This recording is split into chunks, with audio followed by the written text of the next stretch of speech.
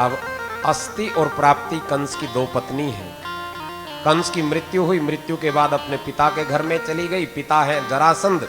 जरासंध ने मथुरा पर आक्रमण किया। कितनी बार चढ़ाई की? 17 बार चढ़ाई की। 17 की 17 बार अपना समूह लेकर के आ गया। बहुत सारा धन, बहुत सारी सेना गंवा दी, खो दी। अब अंत में काल यवन को लेकर के गया। देखो ध्यान देना, जरा कहते हैं बुढ़ापे को। बुढ़ापा आएगा तो फिर उसका सहयोगी काल भी समझो आ ही गया। प्रेम से कहो श्री राधे। फिर क्या करना चाहिए भाई? फिर ये शरीर, इस शरीर को छोड़ करके दूसरी पुरी को बना ही लेता है। जीव की यात्रा चलती। भगवान ने भी मथुरापुरी को छोड़ा और भगवान विश्वकर्मा को आज्ञा दी कि हमारे रहने के लिए कहीं ऐसा सुरक्षित सा एक नगर बना दो जहां आए दिन के जो ये आक्रमण है ना, इनसे हम बच सकें। तो विश्वकर्मा भगवान ने समुद्र के बीचों बीच एक दिव्य नगरी का निर्माण कर दिया और भगवान श्री कृष्ण अपने सभी कुटुंबी जनों को लेकर के, मथुरा वासियों को लेकर के पहुंच गए वहां दिव्य नगरी द्वारिका में। बोलिए द्वारिकाधीश भगवान की जय हो। बस हम बाकी की सारी बीच की कथाओं को प्रणाम करते हुए सीधे द्वारिका में पहुंच गए और अब द्वारिकाधीश ये प्रभु बन गए। अब देखो भाई, सब चीजें हो गई। खूब लीलाएं ब्रज की हुई, वृंदावन की अनेक दिव्याति दिव्य लीलाएं हुई। अब कन्हैया के विवाह की बेला आई है। अब कई नर नारी प्रश्न किया करते हैं, कई युवक युवती भी प्रश्न करते हैं कि फिर ये विवाह रुक्मिणी के साथ हुआ, राधा कौन है, ये क्या चक्कर है, समझ में नहीं आया। इस देखो एक पंक्ति है, ये वृंदावन की लीला मत समझो गुड़ गोतीला। हे मथुरावन की लीला मत समझो गुड़ गोतीला। यहाँ ऋषि मुनि गए हार जपे जा राधे राधे। यहाँ ऋषि मुनि गए हार जपे जा राधे राधे। वृंदावन राम अपार जपे जा राधे राधे। राधा कौन, इस तत्व को जानने के लिए तो ऋषि मुनि भी हार गए।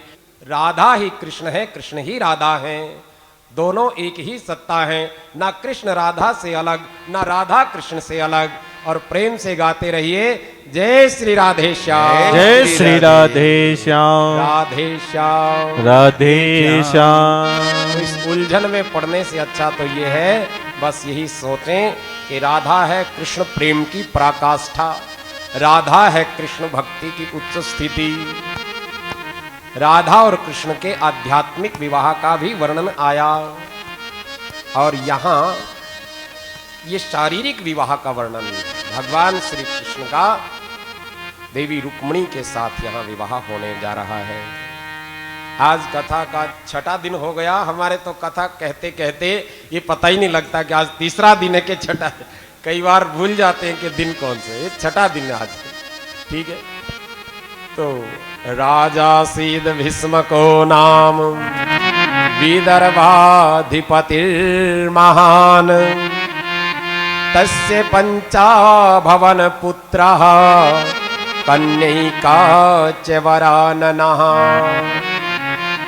भीष्मक नाम के एक राजा हुए, उनके 5 पुत्र थे, कन्या कोई नहीं थी, लेकिन कन्या की चाह रखते थे क्योंकि कन्या तो सौभाग्य का सूचक है।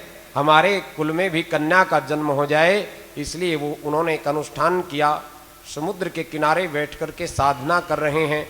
एक दिन एक पत्रक पर एक नवजात कन्या को समुद्र में दिखाई दिया।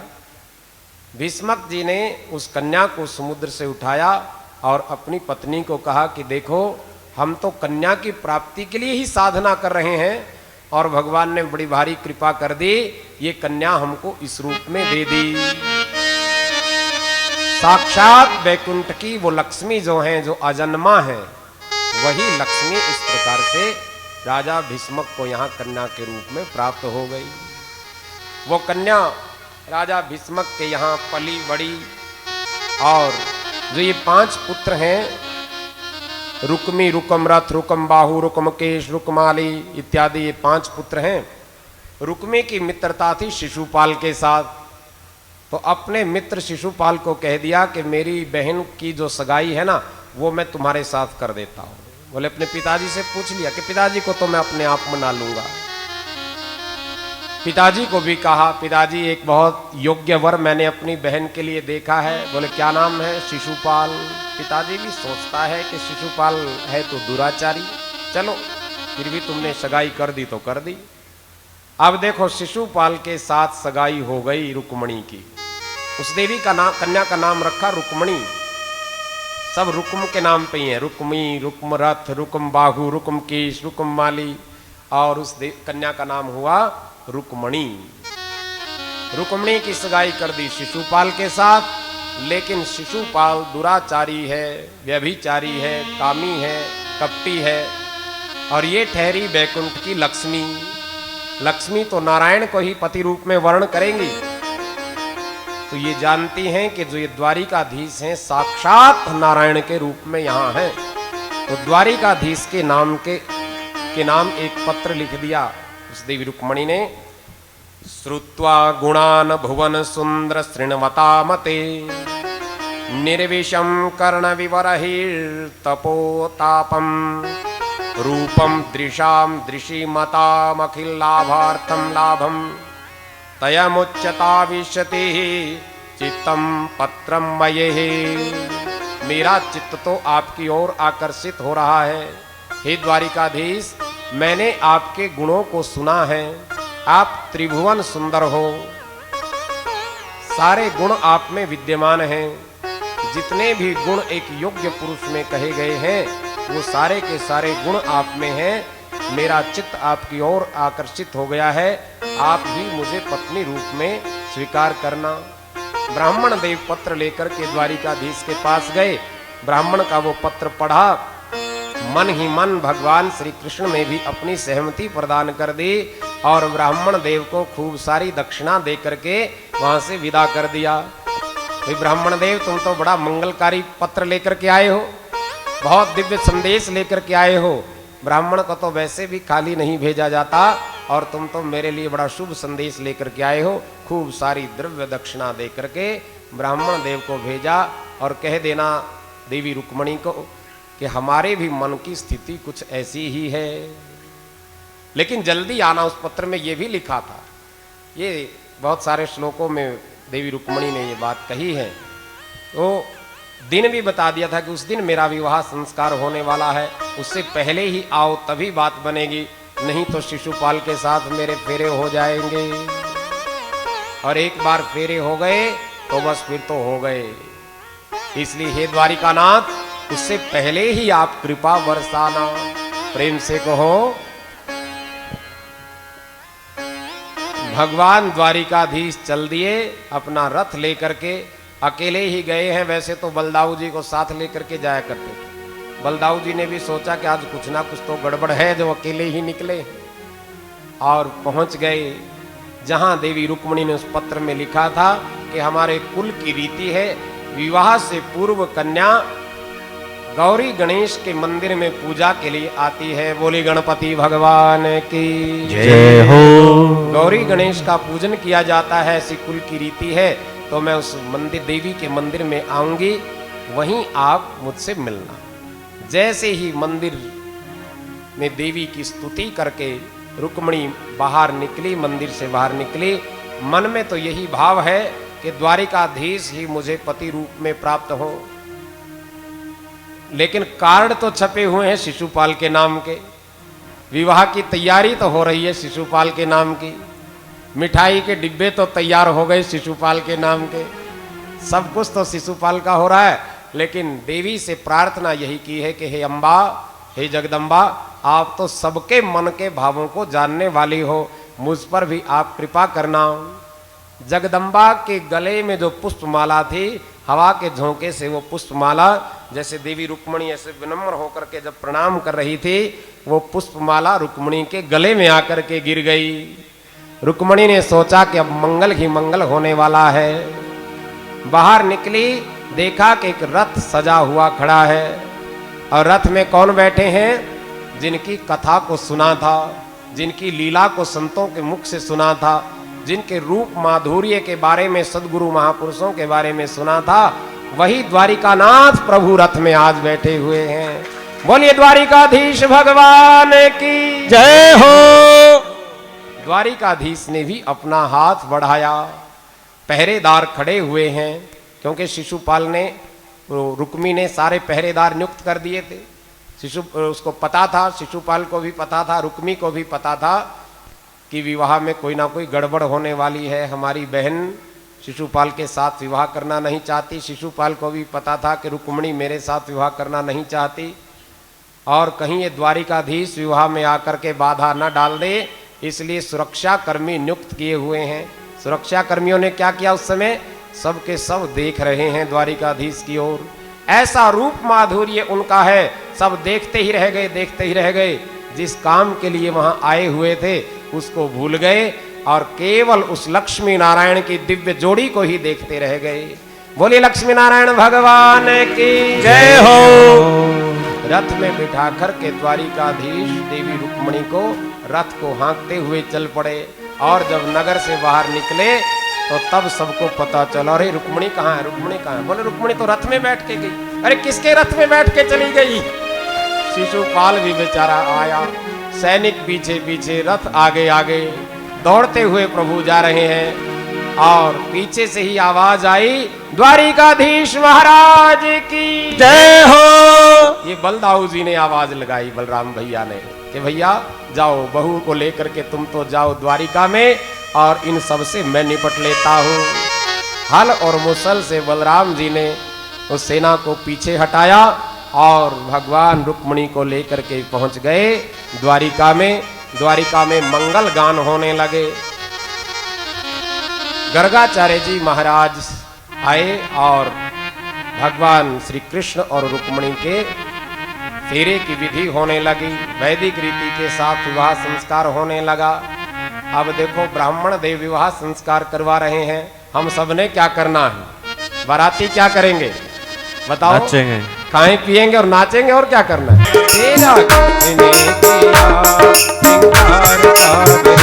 तेरा किसने किया श्रृंगार सावरे। बहुत बहुत बधाई हो आप सबको रुक्मिणी मंगल की बधाई हो।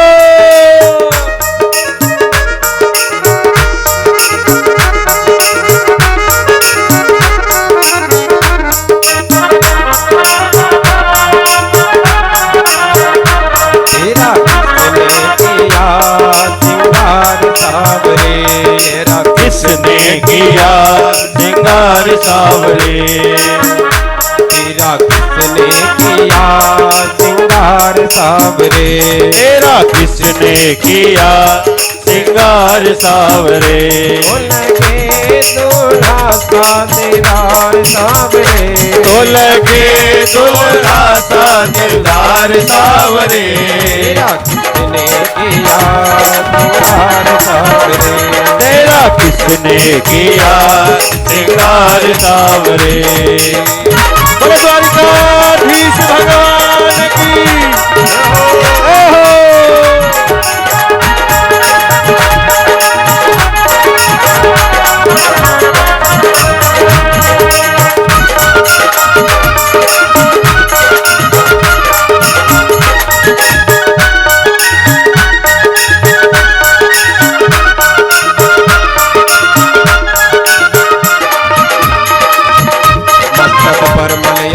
चंदन केसर तिलक लगायो।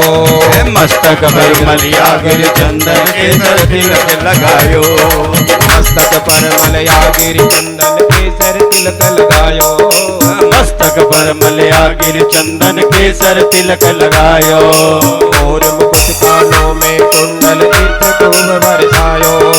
और मुकुट कानों में कुंडल इत्र बहुत बरसायो। दरबार सावरे।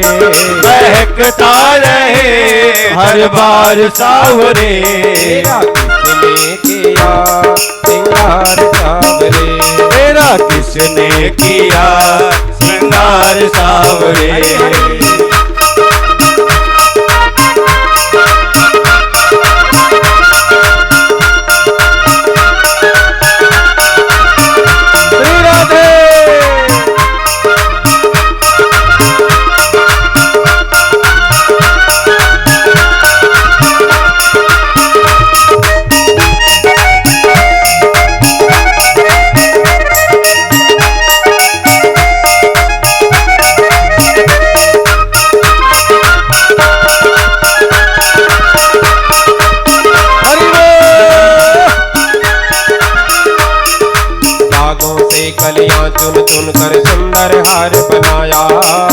भागों से कलियां चुन चुन कर सुंदर हार बनाया।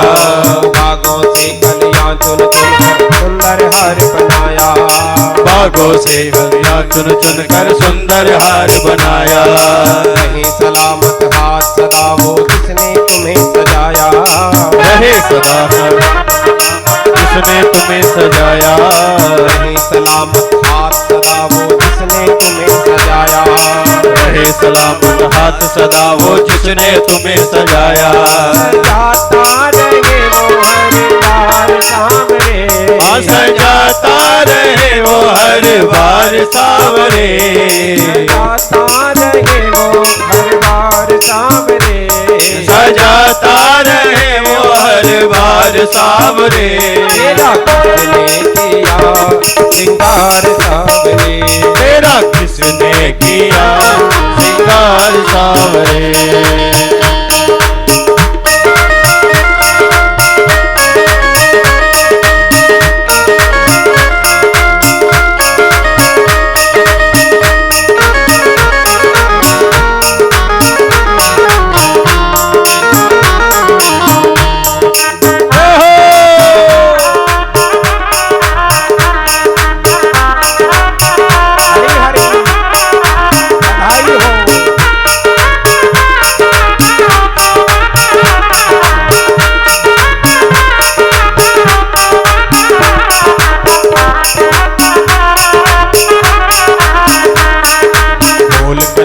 बोल तुम्हें मैं कौन सा भजन सुनाऊं।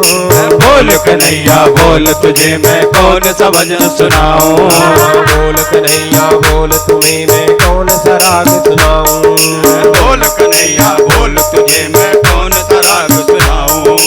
ऐसा कोई राग बता दे तो नाचे मैं गाऊं। ऐसा कोई राग बता दे तो नाचे मैं गाऊं।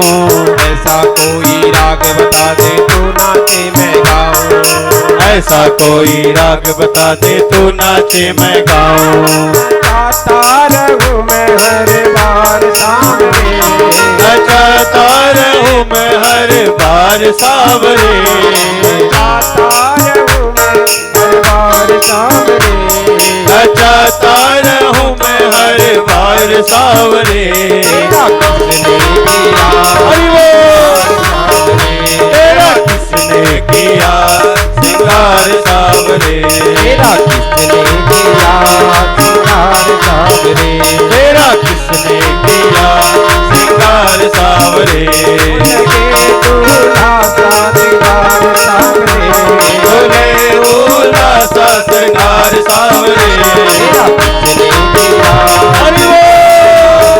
तेरा किसने किया सिंगार सावरे। तेरा किसने किया सिंगार सावरे। तेरा किसने किया सिंगार सावरे। दोनों हाथ उठा करके बोलेंगे तेरा हमने